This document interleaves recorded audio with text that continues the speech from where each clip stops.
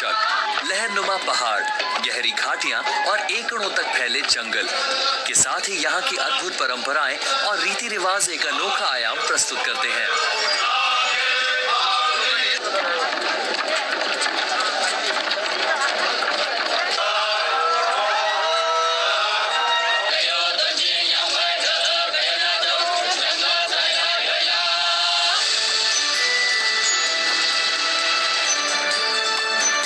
ऐसी जगह जहां पर आपको नागालैंड के इतिहास के विभिन्न पहलुओं और परतों की जानकारी मिलेगी, वो है स्टेट म्यूजियम।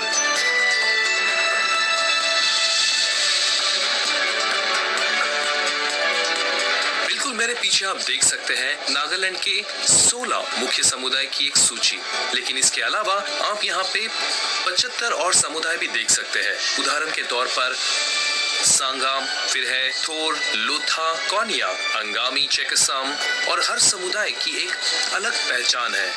ये राज्य संग्रहालय इन सारे समुदाय को दर्शाता है और यही इसे दिलचस्प बनाती है।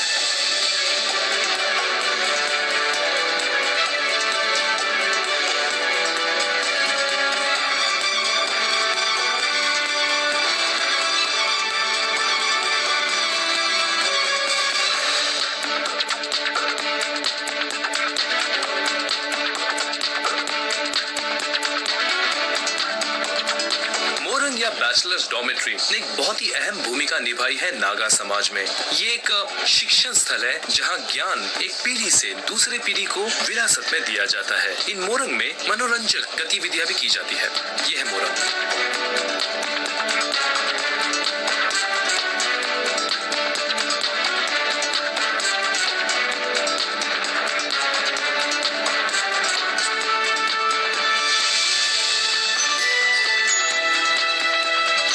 प्राचीन काल में नागाज हेड हंटिंग किया करते थे। युद्ध में किसी का सर काटने से उन्हें सौभाग्य, शान और प्रतिष्ठा मिलती थी। सिर्फ इसी जीवन में नहीं बल्कि मृत्यु के बाद भी। उदाहरण के तौर पर ये सारे कपाल असल में हेड हंटिंग रेड्स के दौरान बरामद किए गए थे।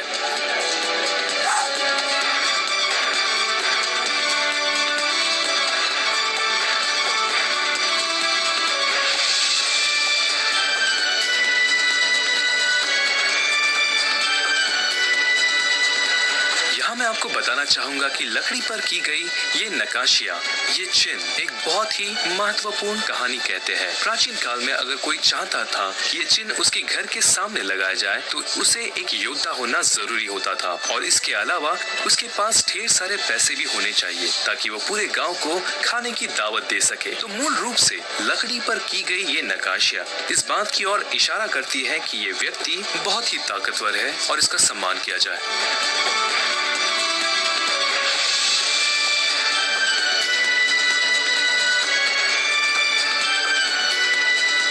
बार आने वाले के लिए कोहिमा एक स्तब्ध कर देने वाली जगह है। स्टेट म्यूजियम इसकी समानताओं और भिन्नताओं को जानने के लिए एक बेहतरीन जगह है।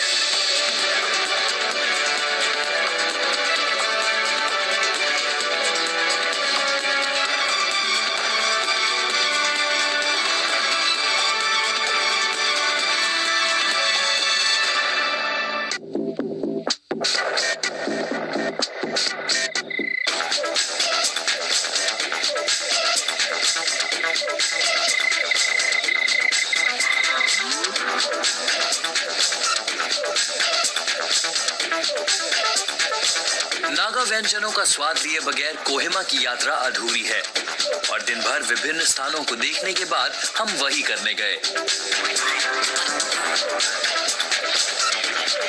मैं आया हूँ चिंगसोंग रेस्टोरेंट में। यहाँ प्रामाणिक नागा व्यंजन मिलता है और मेरे साथ है मेरे पुराने दोस्त मिस्टर चुंगसुंग जामीर। खुशी हुई आपसे मिलकर। हम ठीक 1 साल पहले मिले थे और वो अनुभव हमारे लिए वाकई शानदार था। ये वो पहले इंसान है जिन्होंने मुझे जंगल कुकिंग से वाकिफ कराया। वो बहुत ही मजेदार अनुभव था और आज भी हम आपके लिए ये प्रामाणिक नागा व्यंजन लेकर आए हैं जो नागा शैली से बनाया गया है। सर, हम चाहते हैं कि आप हमें जल्दी से बताइए कि ये क्या है। ये है चिकन। हम इसे बैम्बू में बनाते हैं पानी के बगैर और ये है नागा लोगों का पसंदीदा पोक मीट और ये खाने के बाद आप कुत्ते जैसे ऐसा व्यवहार करना शुरू कर देंगे। क्या ये कुत्ता आप है? ये देखिए। जी, ओके, और ये पोर्क है और ये और ये है चटनी। ये बनी है फर्मेंट किए हुए केकड़ों से। हम इसे बना कर रखते हैं और जब भी कभी हमें खाने का मन करता है तब हम इसे खाते हैं। फर्मेंटेड क्रैब चटनी। फर्मेंटेड क्रैब चटनी, ठीक है। पसंद आई? तीखी है?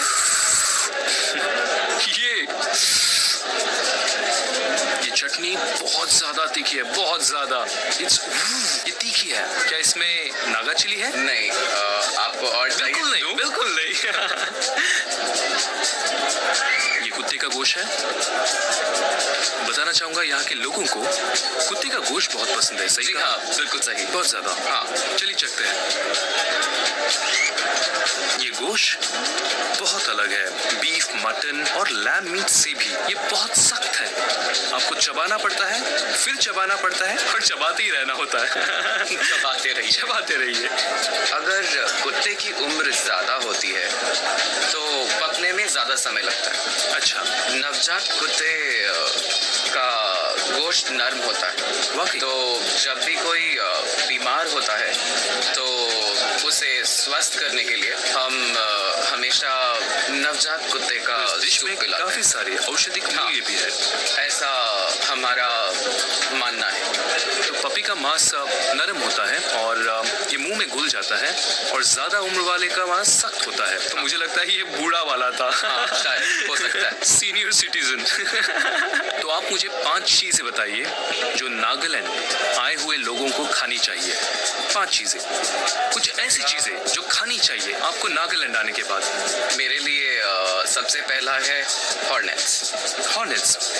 जी, दूसरा बहुत है स्वादिष्ट होते हैं, इनका स्वाद बहुत अच्छा होता है। तो हॉर्नेट्स। और दूसरा नंबर होगा बैम्बू वर्म्स का। बैम्बू वर्म्स जी, ये करारे और कुरकुरे होते हैं, आप इन्हें नाश्ते की तरह खा सकते हैं। अब तीसरा नंबर। तीसरा हिरन का गोश्त मैंने कभी नहीं खाया है। ठीक है, ये सब तो जंगली है, लेकिन जब घरेलू गोश्त की बात करें तो पोर्क को कोई मात नहीं दे सकता।